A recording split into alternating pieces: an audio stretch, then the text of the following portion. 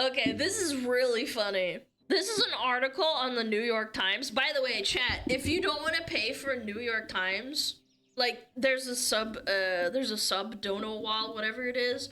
If you want to skip this, you can go to archive, and then you can just look at it without the dono wall. It's great. Anyway, let's read this. This is Modern Love. So it's an article about modern love by the New York Times.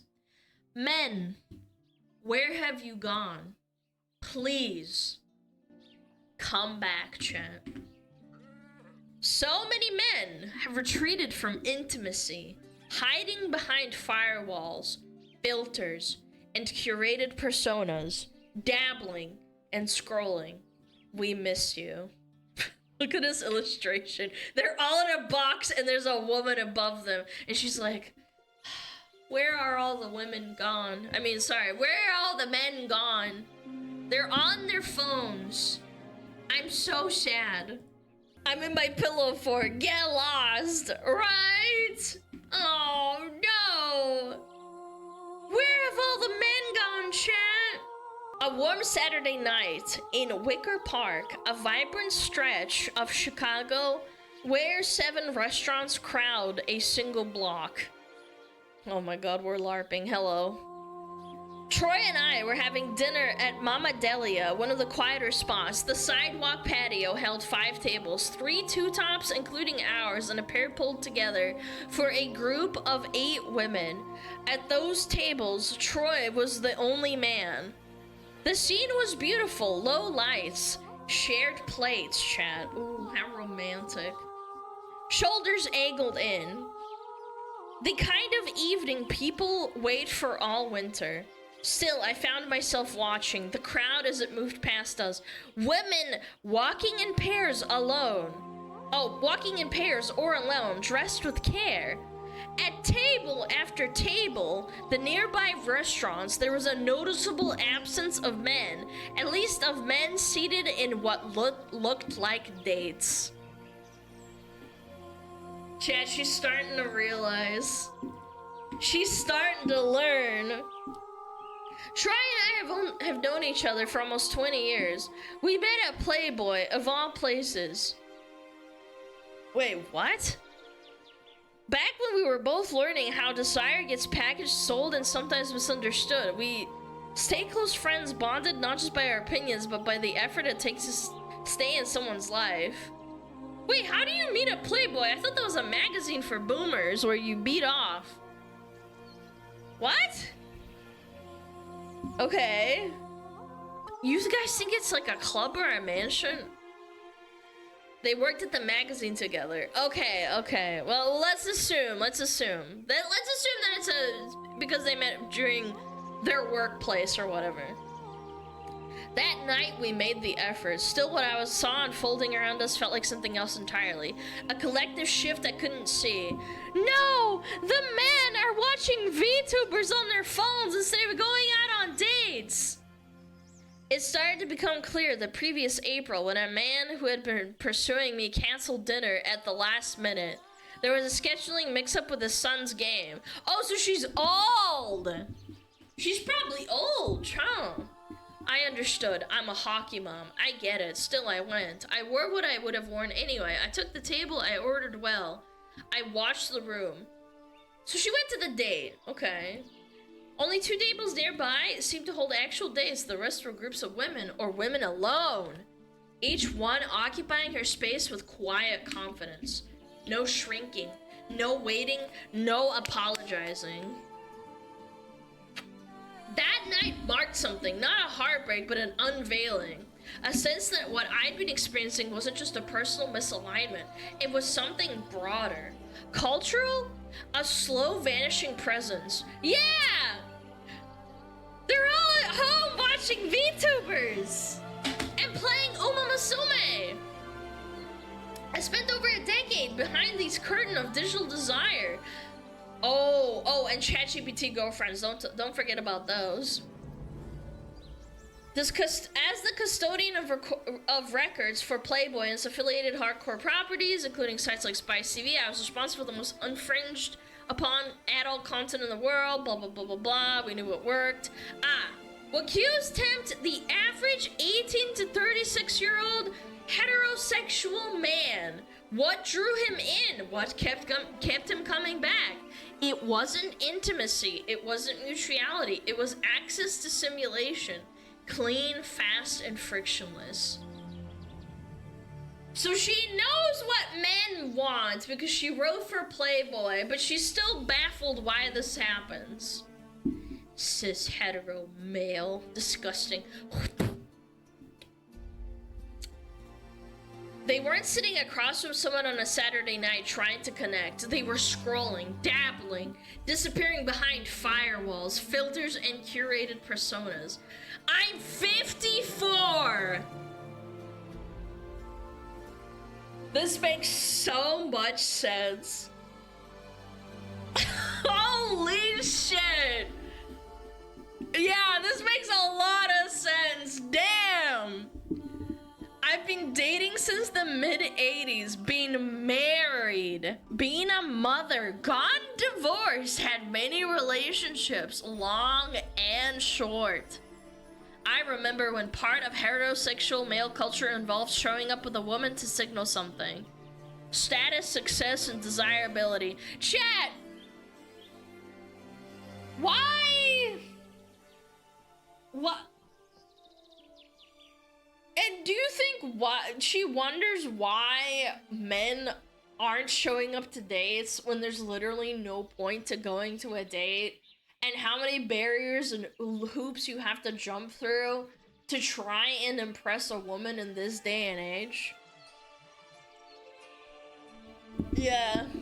Women were once signifiers of value, even to other men. It wasn't always healthy, but it meant that men had to show up and put in some effort. Yeah, and what about you? You're girl bossing yourself to your way to the fucking top.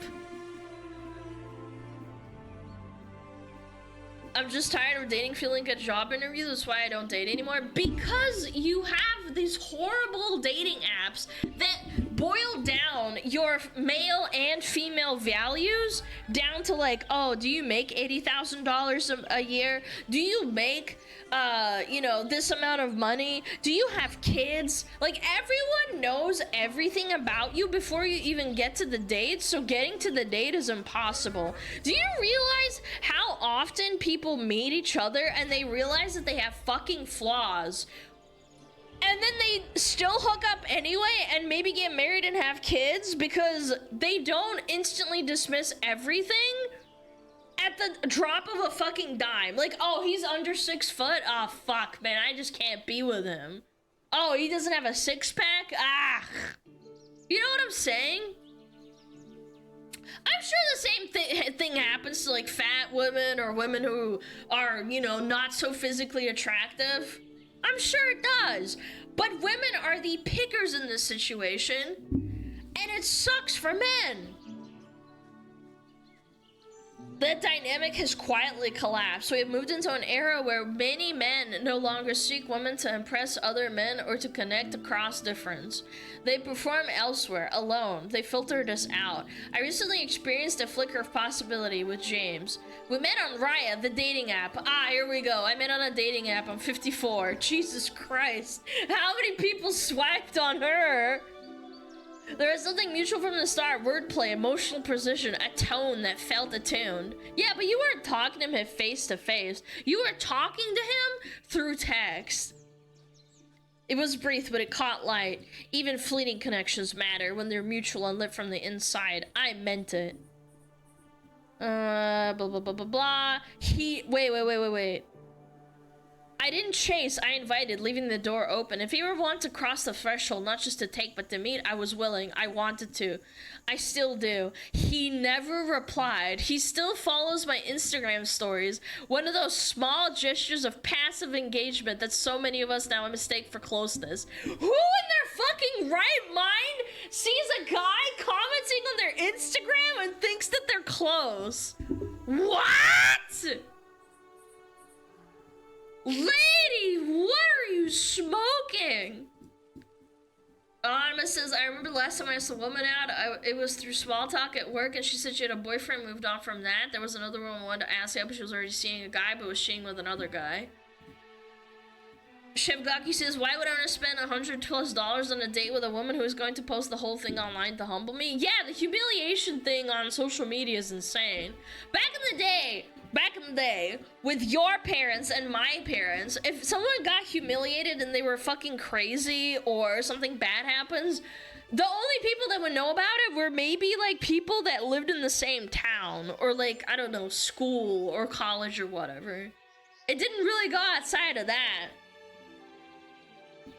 Whenever you comment on my comments on Twitter, I get butterflies. That means you see me as me. I actually almost wanted to permaban you, but you're a mod and I'd have to type /mod Thomics into chat to get you mod again. I hate you so much. 54 on a dating app got Dave from the retirement home and his buddies swipping to get a gangbang on her.